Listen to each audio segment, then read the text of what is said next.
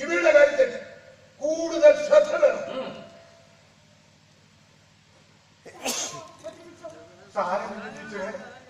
ഇതനുഭവിക്കാൻ നമ്മൾ ബാധ്യസ്ഥരാണ്. എനിക്ക് തോന്നിയ ഒരു ചെറിയ ദയയുടെ ഫലമാണ് ഈ ദുരന്തം. എന്നെ കുറിച്ച് എനിക്ക് അഭിമാനം തോന്നിയിട്ടുണ്ട്. പാഠങ്ങൾ ഒന്നാമനായി മനഃപ്പാടമാക്കുമ്പോ സന്തോഷിച്ച ഒരു ടീച്ചറിന്റെ മനസ്സാണ്. പക്ഷെ എനിക്ക് നഷ്ടപ്പെട്ടതോ നാടും നാട്ടാരും ആരാധിക്കുന്ന ജനൈക്യ സമരം കൊണ്ട് അമരക്കാരനായ അസനാനക്കുട്ടിയുടെ കൊച്ചുകൊണ്ടിന്റെ ഇങ്ങനെ സഹതാപം തോന്നുന്നു. ഞങ്ങൾക്ക് വേണ്ടത് സഹതാപമല്ല, ഞാൻ കണ്ണിയായ സംഘടനയുടെ വിജയം.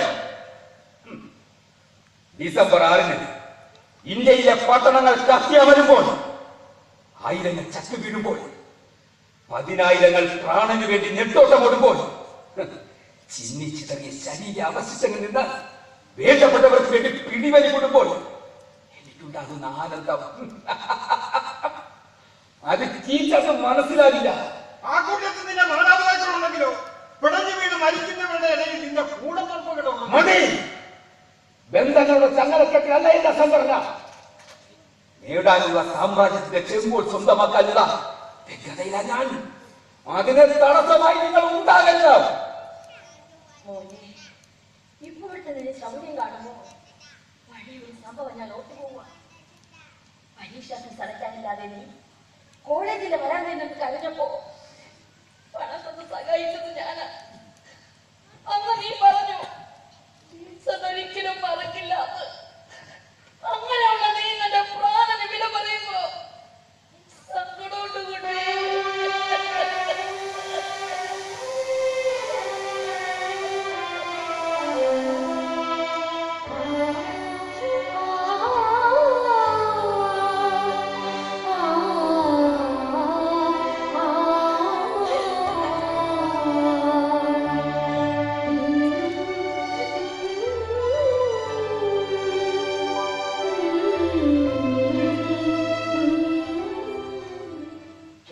പോയപ്പോ തീവ്രവാദികൾ ഞങ്ങളെ തടവിലാക്കിയ വിവരം ടീച്ചർക്ക് പോലീസിനെ അറിയിക്കാമായിരുന്നു.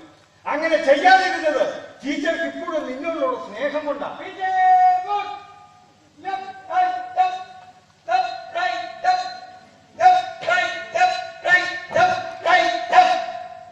ഞാൻ എപ്പോഴും എങ്ങനെയെന്നാവും സാധിക്കുന്നത്. സർവീസിലുള്ളവരും അല്ലാത്തവരുമായ പട്ടാളക്കാർ ജാഗ്രത പുലർത്തേണ്ട സമയമായത് അതിന് കേരളത്തിലും തീവ്രവാദി ആക്രമണം ഉണ്ടാകാൻ സാധ്യതയുണ്ടെന്ന്. അതിലേതെങ്കിലും ഒരു തന്തയ്ക്ക് പറക്കാത്തവന് എന്റെ കയ്യിൽ കിട്ടിയ അല്ല ഇതേത് തീവ്രവാദി? അത് എന്റെ അനന്തരവന. കണ്ടിട്ടൊരു ഫ്രാഡ് ലുക്ക്. അല്ല സാറിന് 2 ദിവസമായിട്ട് പുറത്തോട്ടൊന്നും കാണുന്നില്ല. അമ്മാവന് സുഖമില്ല. എങ്ങനെ സുഖം കിട്ടും? അതെന്തിനോട് പറഞ്ഞുകൂടാത്തതാ. ലെഫ്റ്റ് റൈറ്റ് ഓരോ ഭാര്യമാരല്ലേ. ലെഫ്റ്റിലായി കേരള സാറിവിടെ ഉണ്ട്. സാറുണ്ടെങ്കിൽ വരാമെന്ന് പറഞ്ഞ വെളി വെയിറ്റ് ചെയ്യുന്നതാ. ഇതെങ്ങനെ പറഞ്ഞത്? 2-3 ദിവസമായിട്ട് ആ മോണന്നെ സാറിനെ കാണാനില്ലെന്ന് ദാണ്ടിരിക്കുന്നു. സാറ് വല്ലാതെ ക്ഷീണിച്ചു പോയല്ലേ? ആ കാണും. ഡ്രസ്സില്ലാത്ത പണിയല്ലേ സാറേ. ആ വേലക്കാരി നമ്മളെ ചതിച്ചു. അവർക്കിവിടെ വരാൻ താല്പര്യമില്ല. അതേ കാര്യം നന്നായി.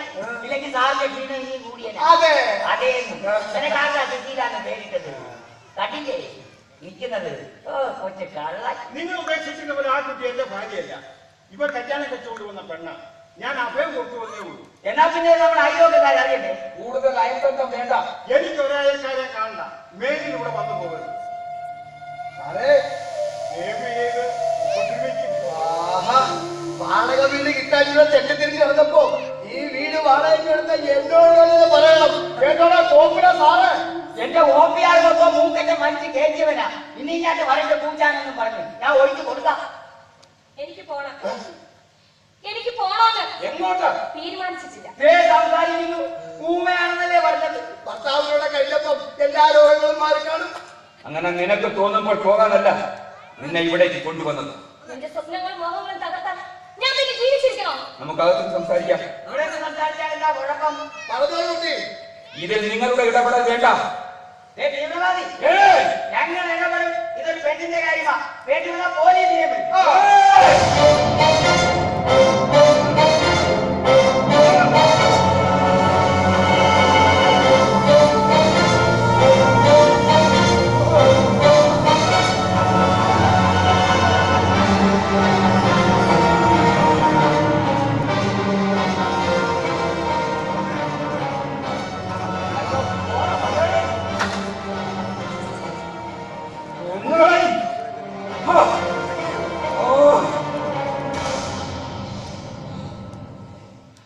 കൊന്നോളൂ. ഇങ്ങനെ ജീവിക്കുന്നതിനേക്കാൾ മരിക്കുന്നതാ നല്ലത്. രാജദ്രോഹിയായി നിന്നെ സ്നേഹിച്ച ഞാനാ മടങ്ങി. എന്റെ വയറ്റിൽ എന്റെ കുഞ്ഞു വളരുന്നുണ്ട്.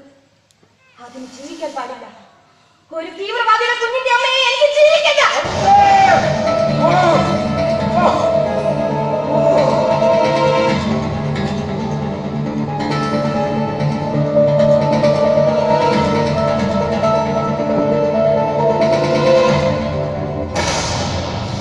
നിന്നോടൊപ്പം പല ഇടങ്ങളിൽ ചുറ്റി നടന്നപ്പോ നീ പരിചയപ്പെടുത്തി തന്ന ചങ്ങാതിമാർ നിന്റെ സംഘത്തിൽപ്പെട്ടവരാണെന്ന് അറിയാൻ വഴി.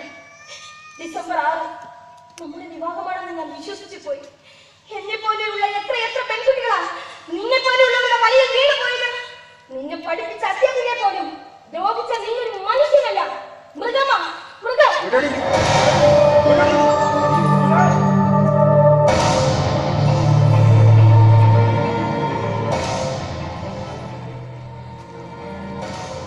ഇവന്റെ അന്തപുരത്തിലെ ജീവിയായി വാഴാനല്ല നിന്നെ കൊണ്ടുവന്നു. പെൺകുട്ടികളെ പ്രലോഭിപ്പിച്ച് വശത്താക്കി അവരുടെ വിശ്വാസ പ്രമാണങ്ങൾ മാറ്റിമറിക്കുന്നത് ഞങ്ങളുടെ സംഘടനയുടെ ലക്ഷ്യമാണ്.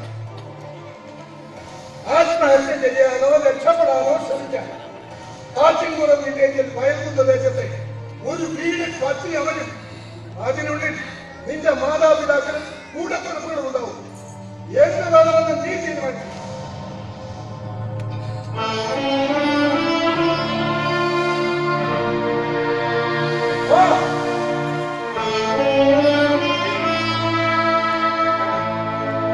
ഡിസംബർ 6 ചാവേറ ആ പോയത്.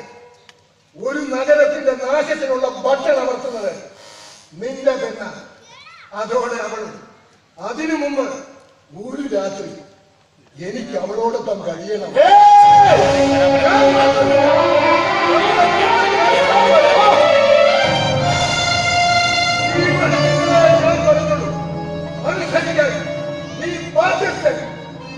ഇസ്ലാമിലെയും പാകിസ്ഥാനിലെയും അഫ്ഗാനിസ്ഥാനിലെയും ക്യാമ്പുകളിൽ സ്ത്രീകളെ പാർപ്പിച്ചിരിക്കുന്നത് കൗതുകത്തിനല്ല എന്ന് ഞാൻ ഓർമ്മിപ്പിക്കണം.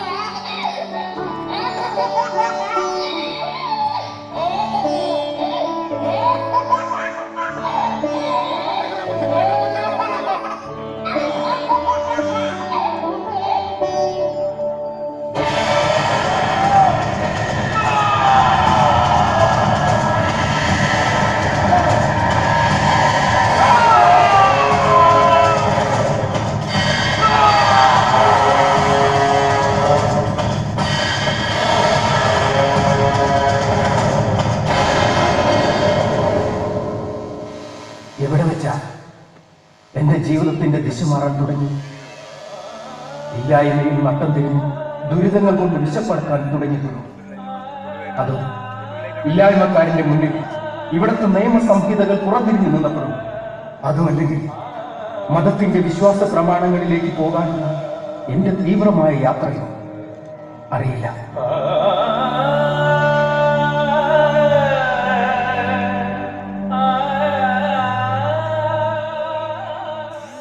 അല്പസമയം വിശ്രമം.